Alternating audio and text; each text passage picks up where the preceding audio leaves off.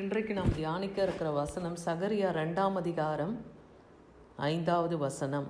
நான் அதற்கு சுற்றிலும் அக்கினி மதிலாக இருந்து அதன் நடுவில் மகிமையாக இருப்பேன் என்று கர்த்தர் சொல்லுகிறார். நான் அதற்கு சுற்றிலும் அக்கினி மதிலாக இருந்து, எதற்கு அக்கினி மதிலாக கர்த்தர் இருக்கிறார்னா, அதுக்கு முந்தின வசனத்தை நீங்கள் பார்க்கும்போது இங்கே சகரியா தீர்க்கதரிசியை நோக்கி ஒரு தூதன் வந்து பேசுகிறார். இவனை அவர் நோக்கி, நீ ஓடியிருந்த வாலிபனிடத்தில் சொல்ல வேண்டியது என்னவென்றால், எருசலேம் தன் நடுவில் கூடும் மனுஷரின் திரளினாலும் மிருக ஜீவன்களின் திரளினாலும் மதிலில்லாத பட்டணம் போல் வாசஸ்தலமாகும். அப்போ மதிலில்லாத பட்டணமாக இருக்கிற எருசலேத்து ஜனங்களை குறித்து கர்த்தர் இங்கே சகரியா தீர்க்கதரிசியிடம் ஒரு தூதர் மூலமாக பேசுகிறார். இங்கே வந்து மனுஷ திரளும் மிருக ஜீவனின் திரள்னால இந்த பட்டணம் சூழ்ந்திருக்கு. அதனால இது பட்டணத்துக்கு மதிலே இல்லாமல் இருக்கு. நான் அதற்கு மதிலாக, அக்கினி மதிலாக நான் இருந்து அதன் நடுவிலே நான் மகிமையாக இருப்பேன்னு கர்த்தர் வாக்கு பண்ணுகிறத பார்க்குறோம். ஏசாயா 4:5 பாருங்க, இந்த சீயோன் மலையில் இல்லா எல்லா வாசஸ்தலங்களிலும் அதன் சபைகளின் மேலும் பகலிலே மேகத்தையும் புகையும் இரவிலே கொழுந்து விட்டு எரியும் அக்கினியும் பிரகாசத்தையும் உண்டாக்குவார். மகிமையானவைகளின் மேலெல்லாம் அவர் காவல் உண்டாயிருக்கும்.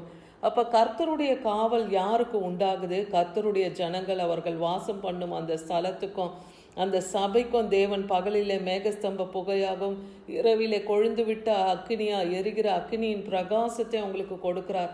அவங்களுடைய அந்த மகிமையான ஸ்தலத்திலே கர்த்தர் காவலை உண்டாக்கி வைக்கிறேன்னு சொல்கிறாரு.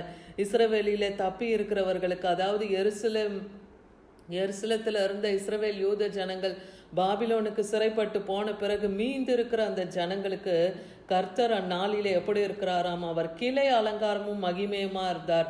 பூமியின் கனி அவர்களுக்கு சிறப்பும் அலங்காரமா இருக்கும். அந்த மீந்த ஜனங்களை கர்த்தர் இவ்வாறு அலங்கரித்து அவங்கள பாதுகாக்கிறாருன்னு பார்க்குறோம். அதே போல் சீயோன் குமாரத்தியினுடைய அப்போ அந்த அலங்கத்தை அவர் சுற்றிலும் அக்னி மதிலாக இருக்கணும்னா, முதலாவது சீயோன் குமாரத்தி என்பது யாரை குறிக்குதுன்னா, இஸ்ரவேல் ஜனங்களை தான் அது குறிக்குது இல்லையா? அது ஆண்களாகட்டும் பெண்களாகட்டும் அவங்கள வந்து இங்கே சீயோன் குமாரத்தி என்று குறிக்கப்படுது. அப்போ சீயோன்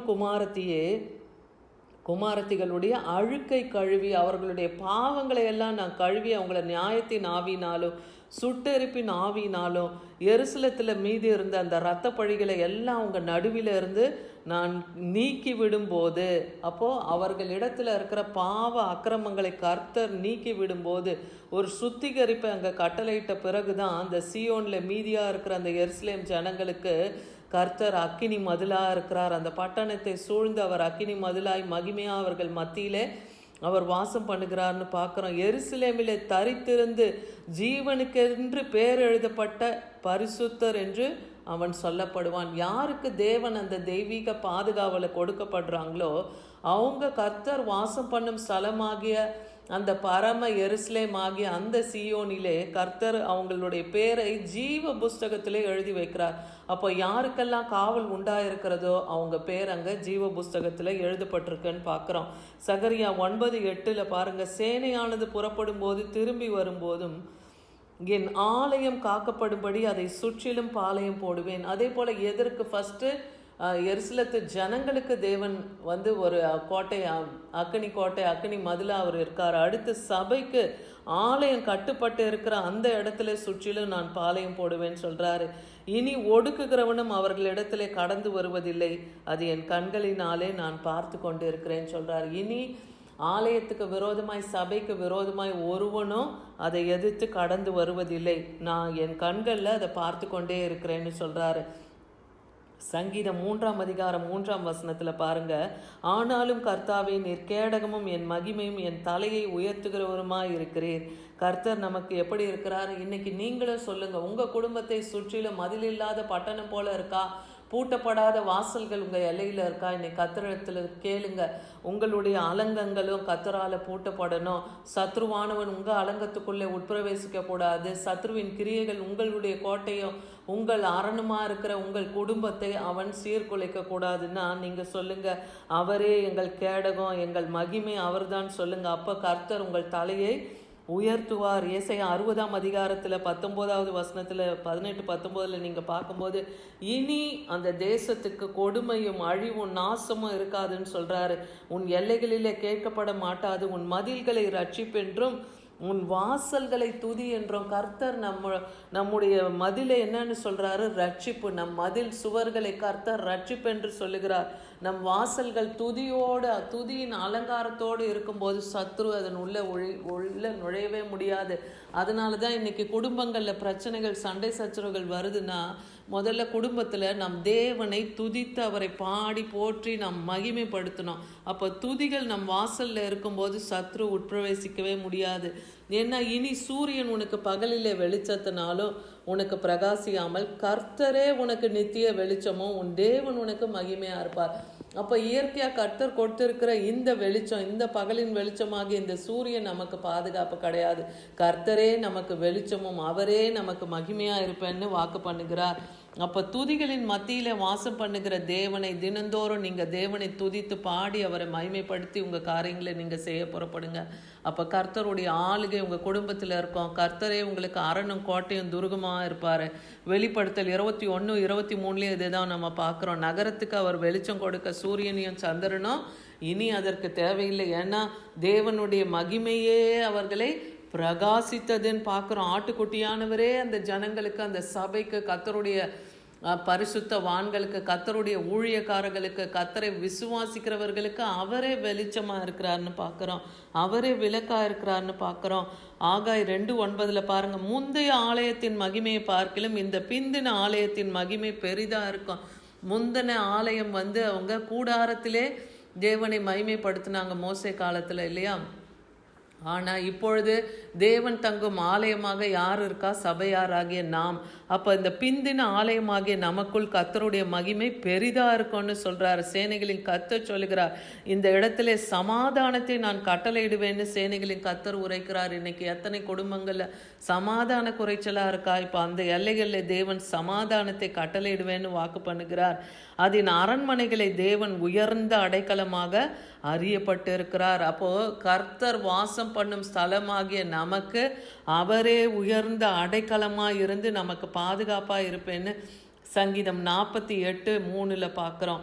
அதே போல் ஏசாயா 26:1 பாருங்கள், நம்ம பலனான நகரம் நமக்கு உண்டு. கர்த்தர் தான் நமக்கு பலனாகிய நகரமாக இருக்கிறார். அவர் ரட்சிப்பை அதற்கு மதிலும் அரணுமாக ஏற்பட்டிருக்கிறார். கர்த்தருடைய ரட்சிப்பு இன்னைக்கு உங்கள் குடும்பத்தில் இருக்குன்னா அவரே உங்கள் குடும்பத்துக்கு அரணும் மதிலுமாக இருந்து பாதுகாக்க வல்லமை உள்ளவர். துஷ்டன் இனி உங்கள் வீட்டு வழியாக, உங்கள் வாசல் வழியாக, உங்கள் எல்லையில் அவன் கடந்து வரமாட்டான். இன்று காண்கிற இந்த எகிப்தியர்களை, உங்களுக்கு விரோதமாய் வருகிற எகிப்தியர்களை இனி நீங்கள் காணாதபடிக்கு கர்த்தர் அவர்களே தூரே துரத்தி போடுவார். எப்படி இஸ்ரவேல் ஜனங்களுக்கும் எகிப்துக்கும் தேவன் வித்தியாசத்தை உண்டாக்கி அந்த 10 வாதைகளில் இஸ்ரவேல் ஜனங்களை பாதுகாத்தார், இல்லையா? அதை போல தேவன் இன்றைக்கு உங்களையும் பாதுகாக்க அவர் வல்லமையுள்ளவராக இருக்கிறார். சங்கீதம் 48:12-13-14 வசனத்தில் பார்க்கும்போது, சீயோனை சுற்றி உலாவி அதற்கு கொத்தலங்களை எண்ணுங்கள். அப்போ சீயோனை சுற்றிலும் கொத்தலங்களை போடுங்க. அதாவது கொத்தலங்கள்னா ஆயுதங்களை வைத்திருக்கிற சாலை தான் அது கொத்தலங்கள். அப்போ அப்படி எப்பவுமே நம்ம சர்வாயுத வர்க்கத்தை தரித்து கொண்டு பிசாசானவனுக்கு எதிர்த்து நிற்க திராணி உள்ளவர்களாய் நாம் இருக்கணும்.